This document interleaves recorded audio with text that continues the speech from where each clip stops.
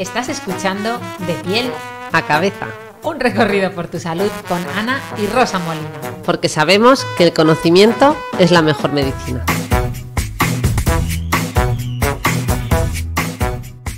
¿Te imaginas un viaje fascinante por todo tu cuerpo a través de los diferentes aparatos y sistemas organizados de acuerdo con las 3 funciones vitales? Nutrirnos, relacionarnos, reproducirnos. Pues es un viaje que hacen pocos y que debería ponerse más de moda. Igual que viajar a unas islas recónditas en un lugar perdido del planeta, valga la redundancia. Porque eres un milagro andante. No lo olvides, y conocerte mejor puede ser uno de los viajes más saludables que hagas en tu vida. Este es el título de un libro práctico y dinámico escrito por nuestra amiga Teresa Arnandis. Una auténtica aventura en la que descubrirás cómo eres y cómo interactúas con la comida o con los medicamentos, entre muchas otras cosas. En su libro puedes encontrar trucos y claves para cuidarte y quererte. La ciencia contada de una manera divertida e interesante. Bueno, Ana, Teresa, aquí estamos. Hola, hola. Encantada, encantadísima de la vida de estar aquí en vuestro podcast porque soy súper fan y para mí es un auténtico honor y un orgullo estar aquí. Qué bonita, bienvenida Teresa, y lo que no ha dicho Rosa es eso, que la ciencia la cuenta en su libro de una manera divertida e interesante, que las dos hemos leído su libro, pero además siempre desde la evidencia científica, que es como debe ser. Así que gracias Teresa, porque es una labor súper importante, y Rosa, que se sabe bien tu biografía, que se la ha preparado porque no es moco de pavo, pero, o sea, no veas lo completa que es Teresa, ahora nos lo va a contar y vais a entender por qué Teresa ha escrito un libro así, por qué nos cuenta tantas cosas y por qué aprendéis tanto con ella, porque es súper rigurosa y súper sólida. Bueno, lo gracioso de toda esta historia, Ana, es que mucha gente ha oído Teresa Arnandis y realmente no caen en quién es, porque realmente como se le conoce a ella es como Lady Science. Claro, de hecho en el título del podcast cuando lo publiquemos no podemos poner Teresa Arnandis, lo siento, hay que poner Lady Science. Sí, sin problema.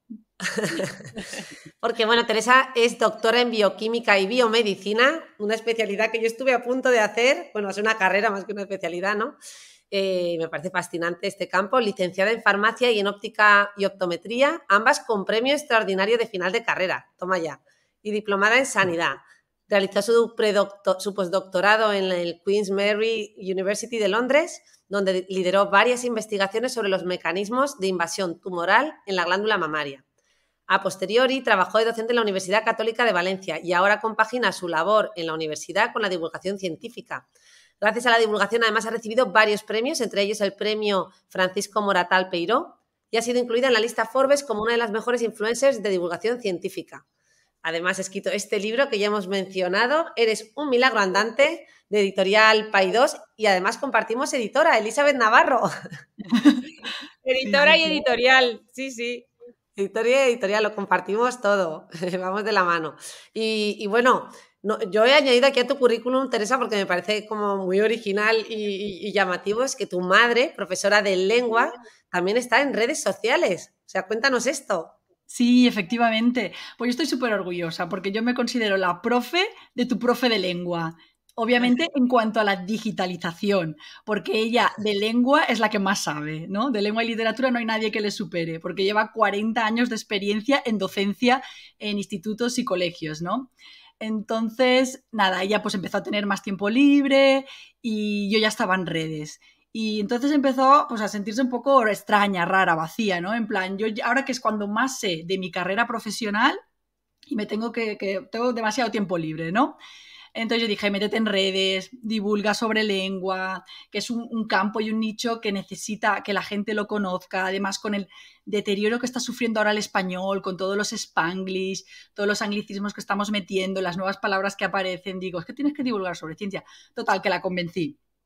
Y se abrió su canal, bueno, le ayudé yo a abrir los canales porque ya no tenía ni experiencia ni nada y le dije, mira, así es como tienes que grabar un vídeo, así es como tienes que editarlo, o sea, le enseñé desde cero porque ella no tenía ninguna habilidad de digitalización y nada, me supera 5 millones de seguidores, tiene entre todas las redes, 3 y pico en TikTok, más de 500.000 en YouTube, luego 700.000 en Instagram, pero es que me supera con creces. O sea, te ha ganado, tu madre te ha superado. Me ha superado, pero vamos, es que lleva una trayectoria que es skyrocket. Oye, y cuéntanos un secreto, ¿tu madre fue de las que cuando empezaste tú tenía miedo y te decía que qué hacía una científica metiéndose en redes sociales y estas cosas, como por lo menos le pasó a nuestros familiares? No, miedo no, realmente no. yo pienso que no puedes tener miedo. A ver, digitalizar y divulgar ciencia no te puede asustar, ¿no? Es, yo qué sé, es volcar tu conocimiento y tu experiencia para compartirlo con la sociedad. Estás ayudando a la gente, ¿sabes? Entonces no creo Sí, que pero sea... bueno, la gente que no conoce mucho, ¿no? A lo mejor de otra generación, como puede ser tu madre, que a lo mejor pudieran no entender muy bien cómo funcionan las redes sociales, es verdad que hoy en TikTok y piensan que es como algo donde, no, TikTok eso es una, ¿no? Para bailar. Eso. No, pero oye, pues esto que decía Rosa, y perdona que os corte, es verdad, yo creo que no es tanto la divulgación, sino ese rechazo a veces que cada vez es menos, porque la gente está entendiendo que ahora mismo tiene más audiencia en las redes sociales que la televisión, por ejemplo, ¿no? Pero que a veces nos cuesta, ¿no? Incluso se oye muchas veces el término influencer como a modo peyorativo, ¿no? Uy, la influencer. Yo a veces cuando doy charlas siempre digo que yo no soy influencer, bueno, que no somos influencers, sino que somos influencers, porque lo que hacemos es divulgar la ciencia en redes sociales, ¿no? Y yo creo que los tiempos están cambiando y se puede perfectamente, ¿verdad, Teresa?, tener un currículum tan excelente como el tuyo y estar en redes sociales. Es más, yo creo que es lo ideal. Efectivamente, yo pienso que ahora los creadores de contenido estamos cambiando, hay una revolución del conocimiento y de la cultura en las redes, estamos divulgando conocimiento, evidencia científica, pero ya te digo, en cualquier campo, literatura, arte, que no hace falta que sea evidencia científica, puede ser en otros campos, evidencias históricas, etcétera. Y pienso que está cambiando el significado o el término de la palabra influencer. Yo, de hecho, lo cambié en mi biografía. Al final pongo tu influencer de ciencia, porque ya no me parece ni tan peyorativa. Es decir, si tú puedes influenciar en el buen sentido, es decir, puedes transmitir valores de estudio, de rigor, de conocimiento, de profesionalidad, pues ¿por qué no, no? Me parece que ya estamos, gracias a determinadas personas, cambiando la imagen que se tiene de la palabra influencer. Muy bien. ¿Y qué es lo que te animó a ti, Teresa, a iniciarte en las redes sociales? Yo creo recordar que además tú empezaste por TikTok y sin embargo ahora estás bastante más activa en Instagram. ¿Cómo fueron tus inicios? A mí claramente me inspiró mi hermana Ana, que fue la que directamente me abrió la cuenta, como tú hiciste con tu madre.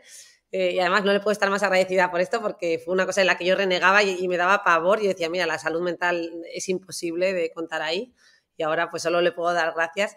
Así que bueno, pues me pregunto cómo fue tu caso. Claro, pues a ver, yo realmente ya llevaba mucho tiempo en Instagram, pero me quedé una cuenta personal para compartir mis fotos personales de viajes, o sea que no hacía ni divulgación, era yo pues a modo de diario porque me parecía una plataforma que empezó para las fotos y que podías poner tus fotos y tenías ahí como un diario de lo que vas haciendo, ¿no? Pero sin pretensiones de llegar a nada ni nadie. Y luego a raíz de la pandemia, claro, estábamos confinados, no podíamos ir al laboratorio. Yo estaba de baja maternal porque había tenido mi primera hija, confinada en casa. Luego empiezan a circular bulos por las redes, la gente desesperada, porque había desesperación por la información. De hecho, los científicos, también los que podían trabajar estaban en el laboratorio investigando a contracarrera, ¿no? Entonces yo digo, pues mira, lo que puedo hacer estando de baja maternal es básicamente contar lo que sale en los artículos científicos tal cual salen. Salía una publicación en Nature, una publicación en Science sobre si el Mono rhesus había adquirido inmunidad con el COVID, porque primero se experimenta en animales y luego se experimenta en humanos, ¿no? Pues todo lo que iba saliendo lo contaba, cogía el Nature, el Science, tal, y lo contaba así todos los días. Y mi perfil se hizo súper viral, llegó a muchísima gente y se consolidó. Entonces tuve que cambiar... llamabas un artículo en un minuto, ¿no? Sí, efectivamente, en menos de un minuto contaba el artículo, pero a la gente le servía y le era súper útil. Luego, cómo se transmitía... De hecho, ahora las revistas están pidiendo cada vez más, igual que te piden los highlights, ¿no? Como de 5 ideas clave de tu artículo científico, o a veces piden también una imagen muy visual que resuma tu artículo. Lo que tú hiciste fue un añadido que ahora también están pidiendo, ¿no? Que es que se pueda divulgar el artículo, que era, pues te cuento el artículo en un minuto, en vez de que te leas el abstract, te lo resumo, ¿no? Te lo resumo en menos de un minuto.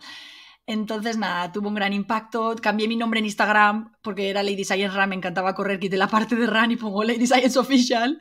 Y entonces ya me puse a transferir los vídeos que tenía de TikTok a Instagram.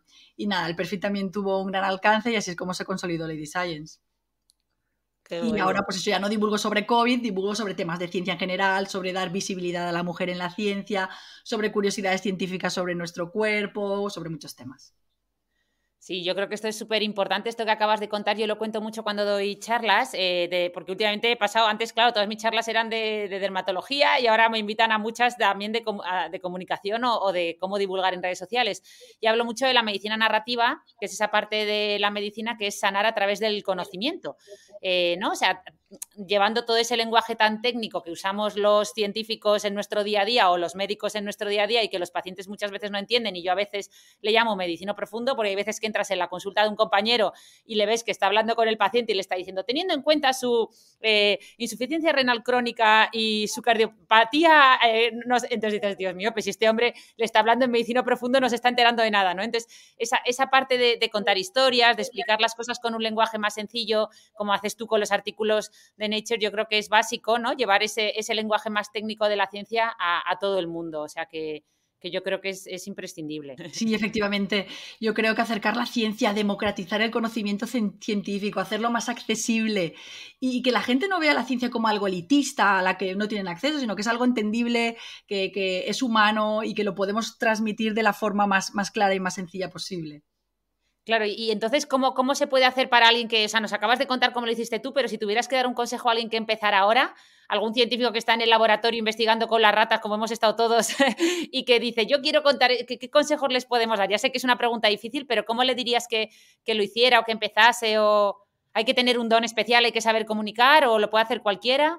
Sí, primero hay que saber comunicar, luego hay que tener pues un buen aparataje, ¿no? Al menos un móvil, buena luz natural y luego pues si puedes utilizar recursos como, pues no sé, la música, el humor, las tendencias, porque al final todo llega, todo hace que llegue a una población más joven o interesa a los jóvenes o que el vídeo aumente la retención de la audiencia, es decir, todo hace que divulgar, pues la divulgación llegue a más gente. Últimamente se habla de que estamos en la era de la microatención, que antes la gente era capaz de retener la atención mucho más, pero ahora se habla de la microatención, es decir, de los 3 segundos, ¿no? De esos primeros 3 segundos de TikTok o de un reel de Instagram en los que ves el vídeo y en menos de 3 segundos, bueno, ahora hablan hasta de un segundo, la gente decide si se va a quedar a verlo o no, ¿no? Entonces es muy importante, efectivamente, además de todos los recursos, que eso se ha usado toda la vida en la televisión, yo que trabajo en televisión desde hace 5 años, eso le llamamos el acting, y es muy importante el usar cosas, mostrarlo, usar un poco de actuación, ¿no? Pero ahora es muy importante lo que le llaman los americanos el hook point, es decir, el gancho. Ese gancho de los primeros segundos, que cada vez, yo a veces tengo la sensación de que se está volviendo un poco sensacionalista, pero bueno, ese gancho es muy importante.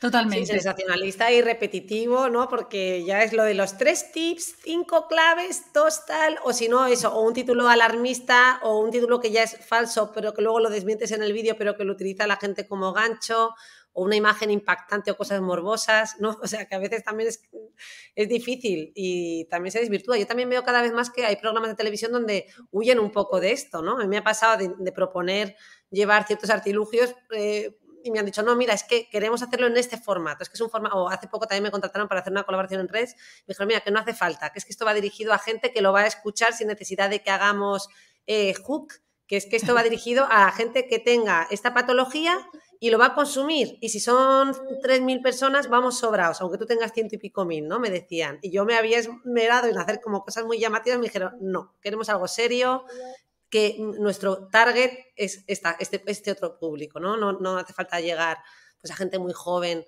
no era su objetivo, ¿no? Así que, bueno, claro. En definitiva es buscar un poquito un equilibrio, ¿no? Porque también otro problema con el que nos encontramos es que se puede faltar a la verdad, ¿no? O efectivamente caer en la poca rigurosidad cuando traducimos, por ejemplo, los tecnicismos al lenguaje cotidiano, porque al final los tecnicismos que utilizamos en los distintos campos, ¿no? Pues mi hermana como dermatóloga, yo como psiquiatra y tú como científica, ¿no? Bioquímica y científica básica, lo que nos dan es precisión.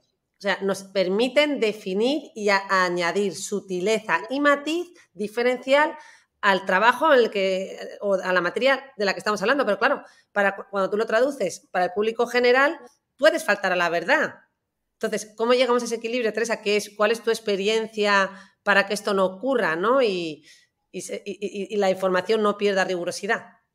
Claro, pues para eso está la descripción del vídeo, que yo siempre la utilizo para explayarme. Es decir, tú puedes hacer un vídeo cortito, contar 2 chorradas y en un lenguaje tal, pero la descripción siempre detallarte, explayarte, explicar los tecnicismos. O sea, yo que siempre pienso que la descripción o los comentarios son para darle el jugo y a la gente que le interese poder seguirlo y poder entenderlo con profundidad. Si quieres entrar en profundidad, en detalle, en el tema que te interesa especialmente, pues en la descripción siempre tienes la fuente. Sí, qué importante esto y qué importante también este matiz que decía Rosa. Bueno, esto que dice Teresa, totalmente de acuerdo, yo hago exactamente lo mismo, pero y qué importante esto, y efectivamente dicen, el otro día ya empecé a ver los primeros artículos hablando de cómo esto estaba cambiando, por fin, es decir, yo creo que la gente se ha saturado de tanto contenido excesivamente sensacionalista, como decíais, de ganchos de todos muy negativos, de no, la trampa del retinol, todo como muy, ¿sabes? Todo como, te están engañando con esto, si quieres hacer esto, no hagas esto, lo estás haciendo mal, ¿no? Todo como muy en formato alarma, sesgo de negatividad, hooks muy sensacionalistas, y cómo estamos transicionando a contenido más orgánico, y a la gente le está gustando lo auténtico, volver a, no hace falta vídeos, por ejemplo, el otro día hablaban de cómo la gente cuando ve un vídeo excesivamente editado, porque ha llegado un momento que el nivel en redes sociales es mayor que el de YouTube y el de la tele, que a veces ves vídeos que dices, Dios mío, ni en Netflix hay esta edición tan currada, ¿no?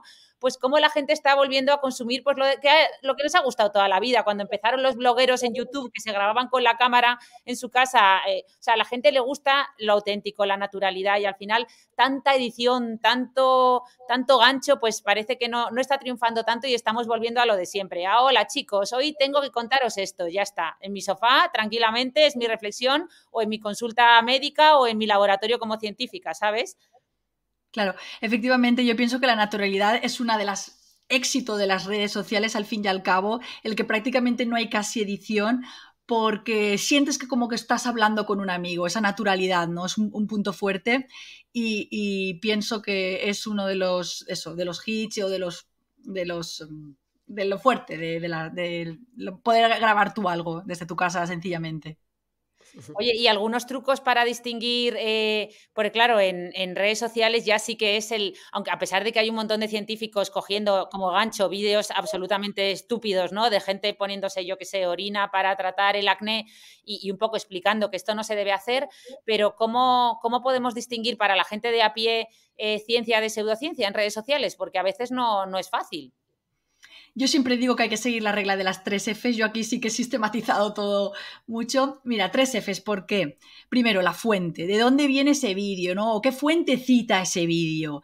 Tiene que ser o un artículo científico indexado y revisado por pares, o tiene que ser un organismo, una página de un organismo, un gobierno oficial, o tiene que ser una entidad sin ánimo de lucro, ¿no? De la que te puedas fiar. Entonces, yo pienso que la fuente es fundamental, la primera F. Segunda F, faltas de ortografía. Si el vídeo que te están presentando tiene muchas faltas de ortografía, esto ya casi por deformación profesional, ¿no? De mi madre, que me ha inculcado la importancia del rigor en el lenguaje.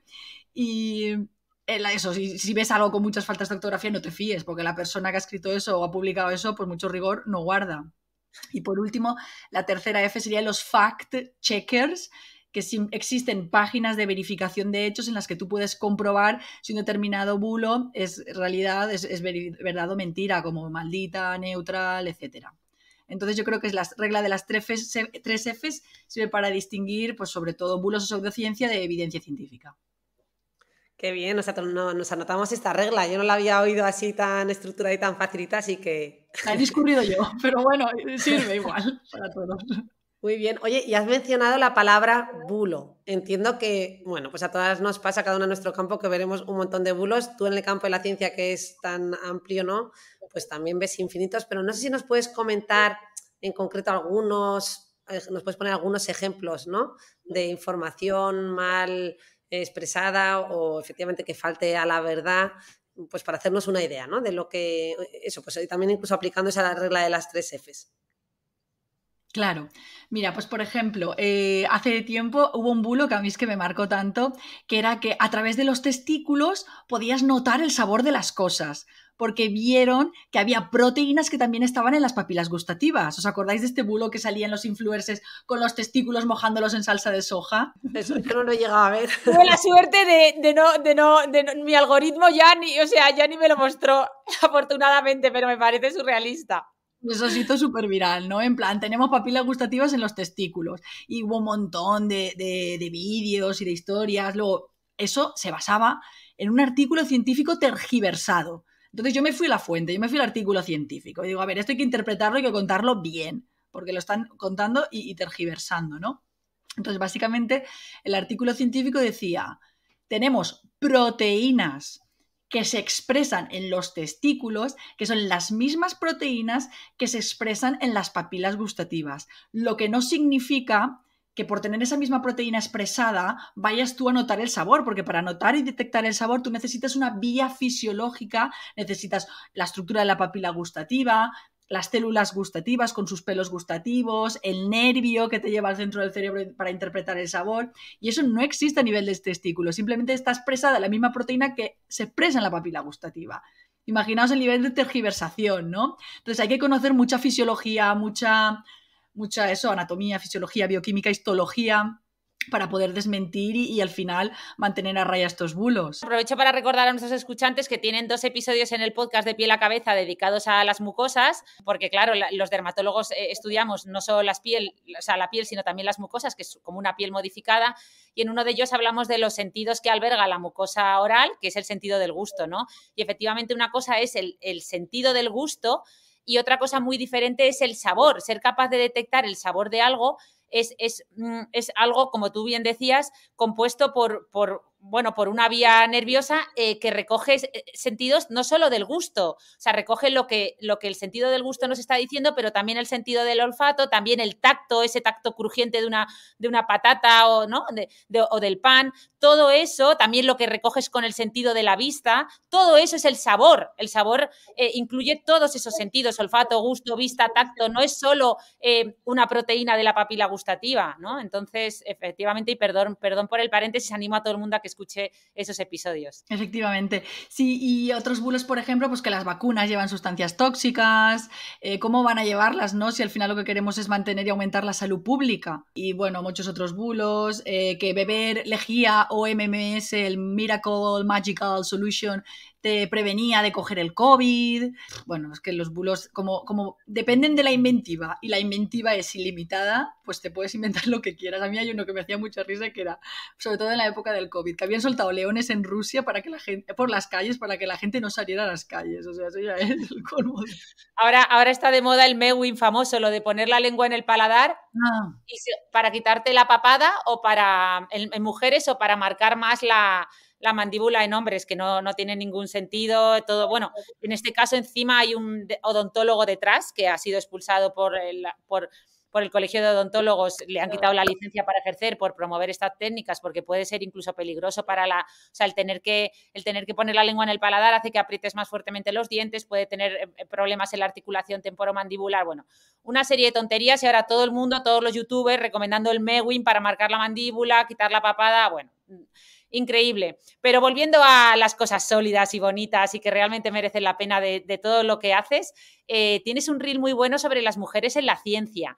No sé si nos puedes hablar alguna de ellas, alguna que tú crees que realmente lideró el cambio, que le tengas especial cariño, y sobre todo darnos tu opinión respecto a las mujeres en la ciencia, tú que eres una representante de este movimiento, ¿no? Y sobre todo que queda aún por cambiar, si ya estamos ahí realmente o aún queda camino por recorrer. Uno de los motivos por los que me puse Lady Science era precisamente para visibilizar las mujeres en ciencia, ¿no? Representar un referente de mujeres en ciencia, que somos un porcentaje muy alto, especialmente en puestos bajos, digamos, hay muchas mujeres que estudian carreras de ciencia, pero que a medida que van ascendiendo en la carrera académica cada vez somos menos, ¿no? Lo que se conoce como el efecto tijera, que al principio somos muchas, pero en puestos altos de directivos y mandos cada vez somos menos, ¿no? Y aumenta la proporción de hombres. Entonces esto es muy llamativo y es importante porque viene marcado por un hito fundamental que es la maternidad, ¿no? Que al fin y al cabo pues es la mujer la que se embaraza, tiene hijos y la que pues tiene que asumir muchas veces la responsabilidad fundamental del criado de los hijos, ¿no? Entonces en esto pues hay que implementar algún tipo de políticas o que favorezcan que la mujer pues pueda conciliar al fin y al cabo, aumentar la cantidad de guarderías, aumentar la cantidad de dinero que se destina a estas mujeres que tienen hijos y están en ciencia, ¿no? Entonces eso es muy importante. Por otro lado, mujeres en ciencia, hay unos referentes impresionantes y que a mí me parecen heroínas. Es que debería haber una película contando la vida de cada una de ellas, ¿no? Por ejemplo, a mí me enternece especialmente Rosalind Franklin, porque ella era una bioquímica británica, que hizo la famosa fotografía 51. Bueno, ella primero hizo el doctorado y en su doctorado ya descubrió moléculas que ayudaban a retener partículas, lo que se utilizó en los filtros de las mascarillas en la Segunda Guerra Mundial.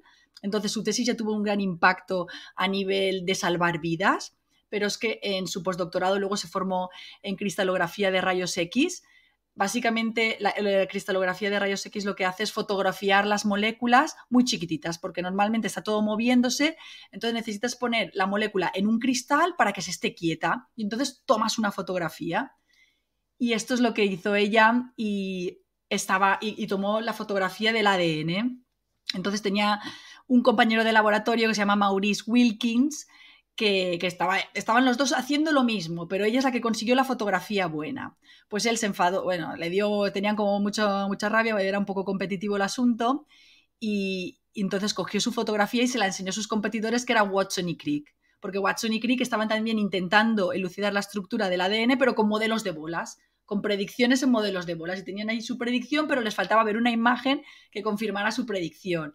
Entonces Maurice Wilkins les enseñó la fotografía de Rosalind y dijo, lo tenemos, efectivamente es una doble hélice helicoidal, ¿no?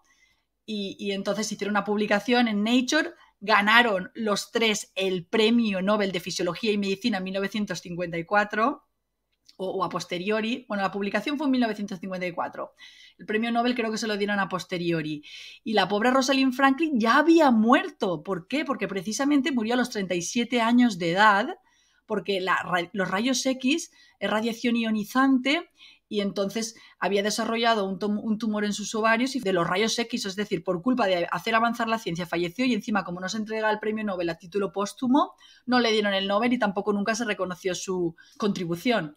Entonces es una auténtica lástima, para mí me parece una auténtica heroína. Bueno, lo mismo con Marie Curie, ¿no? Una gran química y que ganó el primer premio, la primera mujer en ganar un premio Nobel y la única persona en ganar 2 premios Nobel en diferentes categorías.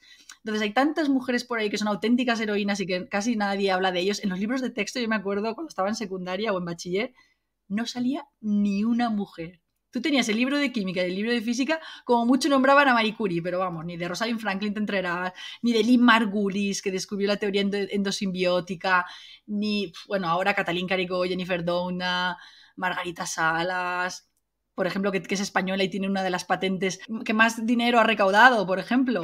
La de Margarita Salas es la más rentable. La más rentable de la historia.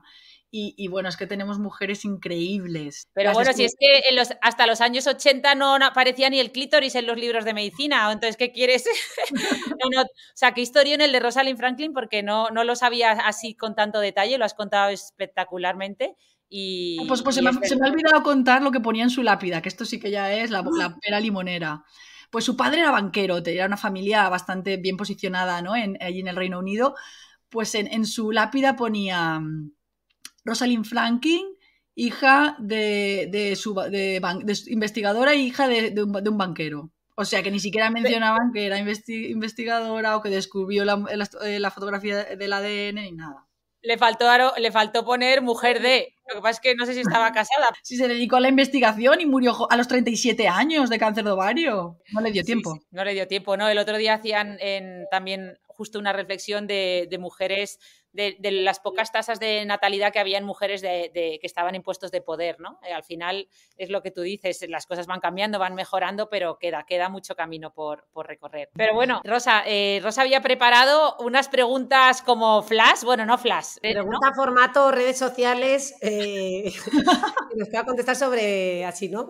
Sobre temas de ciencia, pero oye, solo mencionar que ahora cada vez más, no sé si te pasa a ti, Teresa, que tienes también niños.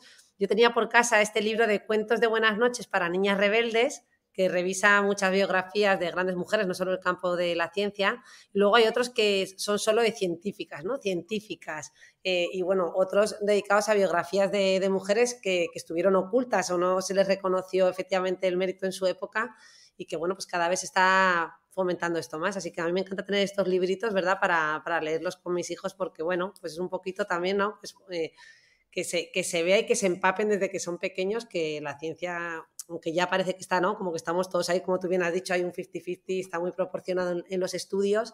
Luego el mantenerlo, pues has dicho tú lo de que las mujeres son las que se terminan encargando de la maternidad y también se oye mucho esto de que son ellas las que terminan renunciando, ¿no? O sea, muchas veces no es que tienen, porque por poder se podría, ¿no? Hay familias, a día de hoy, muchas familias donde el hombre a lo mejor pues deciden a nivel familiar que se encargue más de la casa, pero esto es excepcional. Sigue habiendo todavía una diferencia importante y son más ellas las que terminan renunciando, ¿no? En este rol. Pero bueno, vamos a por esas preguntas cortitas. La primera que había preguntado, que había preparado, además sale en tu libro, ¿no? Dices, en ciencia asistimos a fenómenos fascinantes, ¿no? Que nos hacen, a fin de cuentas, también tener que estar actualizándonos y revisando, ¿no? Entre ellos, uno muy interesante, y ahora vengo con palabra, es el microquimerismo o quimerismo fetal. ¿Nos podrías traducir esta palabra y hablar un poco sobre ello? Claro, efectivamente. Pues mira, básicamente micro significa chiquitito y quimerismo, una quimera es un organismo que está formado por dos composiciones diferentes de células con diferente material genético. Entonces, una quimera pues, puede ser un minotauro, ¿no? O lo que antes se consideraba una sirenita, ¿no? Mitad humano, mitad pez. Esos obviamente son seres mitológicos, pero sí que hay quimeras humanas, ¿no? Personas que tienen dos composiciones diferentes de material genético en el interior de sus células. Entonces, esto es súper curioso y se llama microquimerismo fetal o quimerismo fetal, porque cuando la mujer se queda embarazada, parte de las células madre totipotentes y pluripotentes del embrión entran en la circulación materna. Es decir, salen de la circulación fetal, entran en la circulación materna y viajan por todo el cuerpo de la mamá y allá donde ven que algún tejido está dañado, se posan, o sea, se adhieren y se diferencian a las células del tejido en el que se han incorporado. Y esto es muy curioso porque se descubrió de una manera fascinante, ¿no? Estaban haciendo análisis forenses de mujeres que habían sido mamás de niños y vieron que, porque la composición genética de las mujeres XX, pues precisamente encontraron células con composición XY en el corazón, en los riñones, en el cerebro. Es decir, y eran mamás que habían estado embarazadas de niños, lo que demostraba que esas células habían migrado durante el embarazo a esos órganos para repararlos. Entonces me parece que tiene un significado también tan metafórico y tan bonito, ¿no? Que cuando te quedas embarazada, tu propio bebé te ayuda a reparar los daños que hayas podido tener, ¿no? Es curioso ese fenómeno.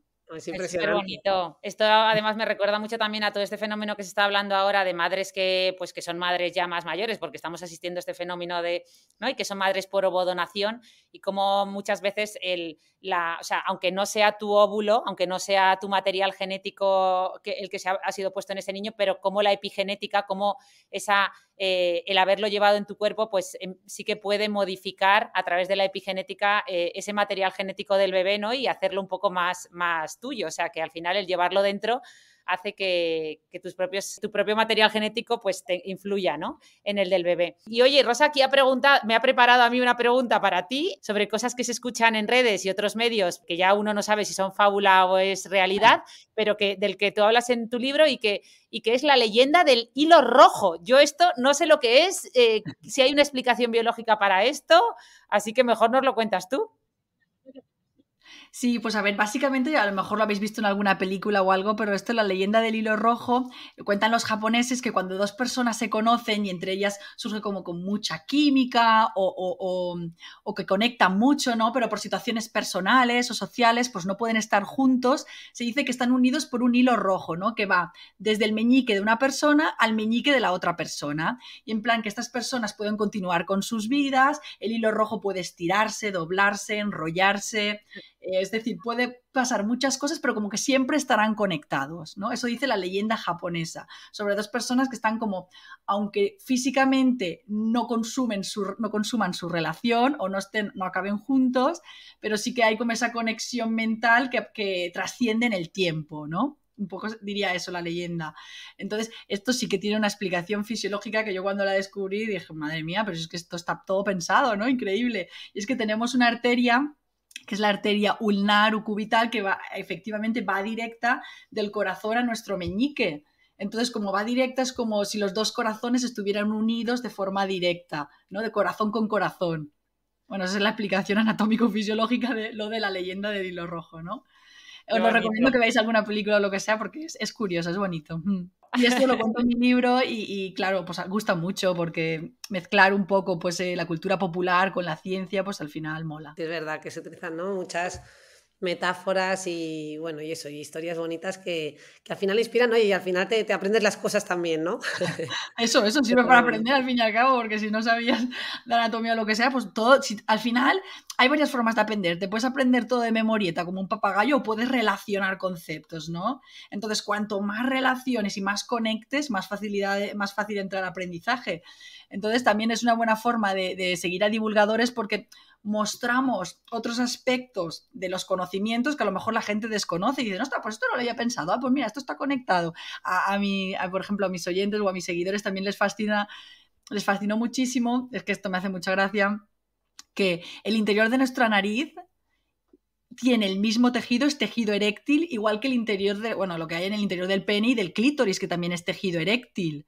Es decir, las únicas partes del cuerpo en las que tenemos tejido eréctil es la nariz y el pene. Pero es que ahora también se ha hecho viral y de moda que y que es verdad también, que nuestra boca, la boca es lo mismo que el ano, es el mismo tipo de mucosa y de tejido, porque claro, es todo el tubo digestivo. Entonces tenemos la misma mucosa en la boca y en el ano. Entonces, claro, la similitud, ¿no?, de la nariz con el pene y la boca con el ano, ¿no? Es como muy visual. Hombre, es un poco cierto porque es una transición, es una semimucosa. Es decir, tú cuando tienes que pasar de la piel de la cara a la mucosa del interior de la boca necesitas pasar por el bermellón del labio, la parte roja del labio que vemos, que es una semimucosa. Y lo mismo pasa en el ano. Tienes que pasar de la piel de toda la zona perineal al interior al interior de la mucosa digestiva y efectivamente ahí hay una zona de transición que es una semimucosa, o sea que efectivamente tiene algo de relación y sobre todo me ha gustado mucho esto que decías de cómo aprendemos, porque es verdad, hay un libro que me gusta mucho y que recomiendo mucho que es de un biólogo, pero puede que lo conozcas, de Héctor Ruiz, que se llama Cómo aprendemos. Y él habla precisamente de esto, ¿no? Que también lo dijo Newton. Newton ya dijo, si he llegado más lejos es porque estoy sentado sobre hombros de gigantes, ¿no? Como diciendo, yo he cogido todo ese conocimiento de mis predecesores y lo conecto, ¿no? Pues lo mismo así se ha demostrado que aprendemos mejor, conectando conocimiento, ¿no? O sea, necesitas tener una base de conocimiento sobre la que vas asentando, es como una pirámide, vas asentando nuevos conceptos y vas interrelacionando y conectando. Pero bueno, recomiendo mucho ese libro para los que no lo hayáis leído. Anotado. Y otro tema que, oye, hablando de mucosas, de labios, zona anal, otro tema que también, ¿no?, genera polémica es el famoso punto G. Mi hermana y yo, Ana y yo hemos debatido aquí alguna vez, ¿no?, en tono de humor también, sobre si el punto G pues está en la piel, que Ana reivindica un poco ese punto G como el órgano más grande y que nos hace entrar en contacto y que es fundamental también para experimentar placer, ¿no? Y yo hablaba un poco del cerebro, ese órgano donde realmente también ocurre o no ocurre, porque a lo mejor estamos a punto de tener una experiencia sexual muy intensa, se nos cruza un pensamiento negativo y se nos queda anulado eso que parecía que iba a llegar de una manera magnífica, ¿no? Coitus interruptus. Bueno, ayer lo contaba Broncano en una entrevista que le hicieron, decía que él, claro, estaba muy excitado para un poco no acabar con eso tan pronto, se ponía a hacer derivadas y operaciones matemáticas, o sea que al final el cerebro es clave. Fundamental. Pero Lady Science pues nos descifra un poco sobre si existe o no existe el punto G al que se ha referido tradicionalmente, al que nos hemos referido, ¿no?, tradicionalmente. Efectivamente. Sí, es que a mí me hace mucha gracia porque en la época en la que se descubrió el punto G hubo una auténtica revolución. Yo no sé si lo vivisteis en redes, pero la lluvia del placer dotada de sensibilidad fue como, vamos, que todo el mundo la tenía que encontrar y las parejas que no lo encontraban estaban ultra frustradas y tenían que ir a cursos de coaching, bueno, era como el grial, el santo grial, ¿no? Era como, o sea, a mí me pareció eso. ¿No os acordáis de esa época? Un poquito, que se hablaba mucho del punto G, que no es ningún punto, por cierto, claro, pero...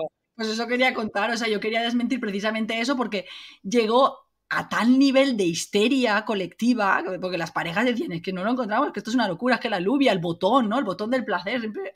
Entonces, claro, se sintieron tan mal los propios investigadores que tuvieron que salir a desmentir y dijeron, vale, no existe tal alubia, no existe tal punto G, lo que existe simplemente es una confluencia de nervios clito-uretro-vaginales, es decir, del clítoris, de la uretra y la vagina, en la pared anterior de la vagina sí que hay una confluencia de esos nervios que puede proporcionar placer a algunas mujeres y que depende pues, de la anatomía, del estado de excitación, del tipo de mujer, de mil cosas. Entonces, claro, menos mal que salieron a desmentirlo porque si no, al final las parejas seguían frustradas. Ay, es que a lo mejor tú no eres mi pareja ideal porque no has encontrado el famoso punto G. Entonces, al final, yo creo que eso es lo mejor, es desmentirlo, que cada persona se conozca cómo darse autoplacer y lo pueda transmitir y comunicar a su pareja, porque al final todos conocemos nuestra propia anatomía y fisiología, pero no la de tu pareja. Además es que encima si es del otro sexo no sabes lo que le da placer. Entonces lo ideal es que se comunique, ¿no? Y a mí eso me parecía fundamental transmitirlo especialmente a los jóvenes, es decir, vale, tu cuerpo es un milagro andante, pero es que tú tienes que conocerte para quererte y para poderlo transmitir a los demás, ¿no? Y esa parte me parece súper interesante. Lo mismo con las llamadas infecciones de transmisión sexual, porque es que la gente hoy en día, a mí me da la sensación que hay mucha promiscuidad por ahí. Igual estoy abriendo un melón, pero es que es verdad. Con tantas redes sociales y al final en Tinder, que en vez de tener una cita y no te comprometes, pasas todo como si fuera ahí la lista de la compra, en vez de... son personas, ¿no? Y no somos mercancías y tampoco la vida es tan superficial. Entonces, esto lo recalco también mucho en mi libro porque me parecía esencial y fundamental que los jóvenes conozcan que cuando están teniendo una relación sexual están poniendo, entre comillas, su vida en peligro si no te proteges, ¿no? Las enfermedades de transmisión sexual, la mayoría son de por vida. Algunas sí que se curan pues, con antibióticos o con tal, pero muchas a veces pueden ser de por vida si el virus ¿cómo se dice? Sí. Te infecta una hepatitis, o sea, puedes infectarte Claro. vamos, los dermatólogos somos, ya sabes, dermatólogos y venereólogos, nos dedicamos, somos los encargados, que mucha gente no lo sabe, aprovecho para recordarlo, de ver las enfermedades de transmisión sexual, nos toca la parte un poco peor de la sexualidad y efectivamente hay enfermedades de transmisión sexual que se curan súper fácil, pues incluso una sífilis con una inyección, bueno, ahora 3 de penicilina, se puede curar, o una clamidia u otras infecciones, pero hay veces que o bien se perpetúan o bien efectivamente nos contagiamos de VIH, hepatitis C. Claro, la gente le ha perdido un poquito el miedo a esto porque es verdad que los tratamientos para VIH han avanzado tanto que se lo han convertido en una enfermedad crónica, ya no es una enfermedad mortal. Entonces la gente se ha relajado mucho con las medidas de prevención, así que me alegra que lo recuerdes y que nos ayudes porque yo este año, bueno, llevo unos años siendo la directora de comunicación de la Academia Española de Dermatología y estamos haciendo mucho hincapié con esto. Y de lo del punto G, efectivamente, el punto G de recordar, como bien ha explicado Teresa, es una zona, o sea, una zona de la pared anterior de la vagina que se cree que efectivamente es sobre todo parte de tejido eréctil clitoriano y que por eso, claro, estamos estimulando el clítoris, digamos, desde dentro, ¿no? Que el clítoris lo podemos estimular desde fuera a través del glande, que es lo visible, o lo podemos estimular desde el interior de la vagina y especialmente en esa zona anterior de la pared anterior de la vagina, en el tercio inferior, o sea, abajito, pues hay una confluencia, pero bueno, que se llama punto G, pero que ahora ya se habla también del punto E, bueno, se han descrito puntos infinitos y yo siempre hago la reflexión de que lo que tenemos que hacer es un mapa de nuestras zonas erógenas, conocer bien dentro de nuestra piel, pues dónde hay zonas que por mayor confluencia de terminaciones nerviosas, como la zona del cuello, la zona de la areola, pezón, el periné, pues hay gente que los pies, bueno, a saber, el cuero cabelludo, pues que nos gusta y como tú muy bien has dicho, comunicarlo a la pareja, que eso es clave. Y ya paro de hablar, que parece que la entrevistada soy yo, perdonadme, así que ya me callo. Bueno, la cosa es que, no, yo quería comentar con respecto a lo que ha dicho Teresa de las infecciones de transmisión sexual, hay un reportaje actual muy interesante dirigido a jóvenes que se llama Generación Porno, porque precisamente las nuevas generaciones han crecido con el porno desde edades muy precoces y de hecho salen varios jóvenes hablando en este reportaje sobre cómo efectivamente ellos asumían que por lo que habían visto en estos vídeos, por ejemplo, hacer una felación en un primer contacto con alguien era algo pues como darse un primer beso, formaba parte de ese primer contacto con alguien, como era un paso que había que dar, ¿no? Y claro, era un poco claro, es que es lo que han visto, es que es la referencia que tienen.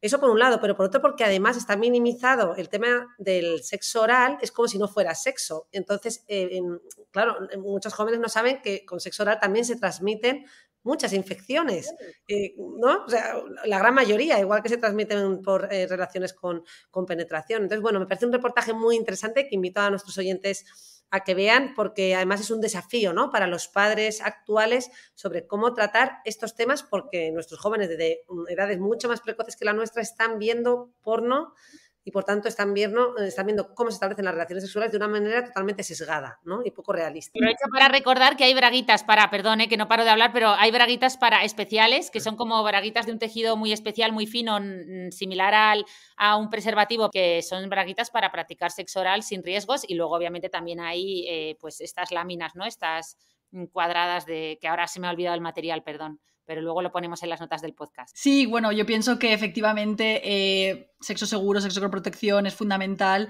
y que los jóvenes sean conscientes de eso. Además que es que hay una mercantilización de los cuerpos, de la sexualidad, de todo. Entonces, nada, que pausen, que piensen, que frenen, que todo, vamos, antes de lanzarse a... Que tener sexo no es como beberse un café o un agua, que no es lo mismo. Que tiene muchas repercusiones a corto y a largo plazo. Eso me parece importante que todos los jóvenes lo sepan. Sí, no, y sobre todo, como bien decías, que es una cosa súper bonita, y si la terminamos mercantilizando, el otro día veía Machos Alfa, que por cierto la recomiendo, me ha gustado mucho la segunda temporada también, y hablaban de la teoría de los 10 cuerpos, que para superar a una pareja que te había gustado había que tener sexo con 10 personas diferentes, con 10 cuerpos, ¿no? Y cuando has dicho lo de la mercantilización o la cosificación, digo, ostras, ahí sí que estaba este tema ya cosificado totalmente, porque no hablaban ni de personas, hablaban de tener sexo con 10 cuerpos. Pero bueno. Bueno, y ahora yendo a las redes sociales, que el otro día tenías un vídeo muy curioso, que yo no sé si esto tiene evidencia científica, cómo es, pero hablando del estreñimiento, un truco que yo no sé si se te había ocurrido a ti, una observación tuya, cuéntanos, porque el estreñimiento preocupa a mucha gente. Efectivamente, creo que el estreñimiento es un problema y sobre todo que afecta mucho a las mujeres, no sé por qué, pero es importante ser conscientes de ello, ¿no? Entonces, obviamente, aparte de llevar una comida rica en frutas y verduras, pues yo descubrí, por ejemplo, a título personal, esto no está publicado, igual lo debería publicar, pues básicamente que si te pones de pie, abres las puntas de los pies y elevas los tobillos durante 2 segundos, mientras visualizas mentalmente algún alimento que tenga mucha fibra o que te haga a ti especialmente ir al baño, como el café, el zumo de naranja o cereales de estos de salvado con mucha fibra, pues se activa tu peristaltismo. Y esto tiene una explicación fisiológica, y es que todos los vasos y nervios que pasan por la zona interna de la pantorrilla, que es la que activamos cuando hacemos las elevaciones de tobillos, pasan por la zona sacra. Entonces, cuando todo el fluido y todos los nervios se activan y pasan justo por la zona sacra, se activa también el peristaltismo. Y esto hace que se mueva el contenido fecal en dirección anorrectal. Entonces, es una buena forma de estimular la defecación sin tener que ingerir nada y de forma pues sencillita y en casa. De hecho, esto le pasa a muchos corredores y a mucha gente que realmente hace ese movimiento pero sin darse cuenta. Cuando te pones a correr, muchas veces también se te estimula el peristaltismo. Entonces, claro, yo luego vi la explicación fisiológica y digo, claro, que todo cuadra. Ahora tienes que poner a 100 personas a hacer este ejercicio. Tal cual, y ver en cuáles fueron al baño, cuáles no y cuánto tiempo tardaron. Efectivamente. Sí, hombre, desde luego que el estreñimiento, lo que tú has dicho, ¿no? Pues al margen de esa dieta sana, muy buena hidratación y hacer ejercicio físico, pues oye, hacer este tipo de ejercicio, yo te vi así levantándote, poniéndote puntillas varias veces seguidas, que si lo haces también mucho es que cuenta como ejercicio, también te digo. Efectivamente, sí, porque se ha descrito que los gemelos pueden actuar como bombas que queman calorías en estado basal, sí. Yo tengo una última pregunta, Teresa, y con eso nos despedimos ya, que yo creo que la gente lo que tiene que hacer es leerse tu libro, que está lleno de micro reflexiones sobre diversos temas de ciencia y curiosidades y sobre el fascinante cuerpo humano. Pero aquí hay otra que tú mencionas en redes sociales, que hablas mucho además de ciencia, tecnología, inteligencia artificial, y mencionas las células robots. ¿A qué te refieres por células robot y en qué punto estamos en ciencia a día de hoy con respecto a esto? Claro, efectivamente. Pues cada vez se está investigando más en los nanopartículas, ¿no? Nanomateriales, nanorobots, todo lo chiquitito, ¿no? Porque permite acceder a nuestro cuerpo humano de forma no invasiva. Entonces, hace poco salió una publicación científica en la que desarrollaron nanorobots. Básicamente lo que hicieron es coger células traqueales, cultivarlas in vitro. ¿Qué pasa? Que son células ciliadas, tienen cilios, y cuando las cultivas in vitro crecen en forma de traqueosferas, es decir, formando como esferas todas rodeadas de cilios. Y estas traqueosferas se mueven. Claro, gracias al batido de los cilios van generando movimientos que pueden ser lineales, en arco, en círculo, incluso algunas tienen movimientos erráticos. Entonces lo que han visto es que si fusionas varias de estas traqueosferas y forman un superbot, es como una especie de robot hecho de células humanas, pues podrías despejar arterias, liberar mucosidad, administrar fármacos, es decir, se están viendo de utilizar las células humanas como potenciales nanorobots en biotecnología y en general en biomedicina. Entonces pienso que es una aplicación que se está desarrollando mucho, que está muy en tendencia. El otro día también salió una publicación en la que desarrollaron nanorobots. Estos sí que están hechos con nanopartículas a las que les ponen una enzima, la ureasa, y que sobre todo se utilizó para tratar el cáncer de vejiga. Porque si tú inyectas estas partículas en la vejiga urinaria, al tener la enzima esta, la ureasa, lo que hace es descomponer la urea de la orina, liberar dióxido de carbono y amoníaco, y esto genera un gradiente asimétrico alrededor de la partícula, lo que hace que a su vez se propulse esa partícula.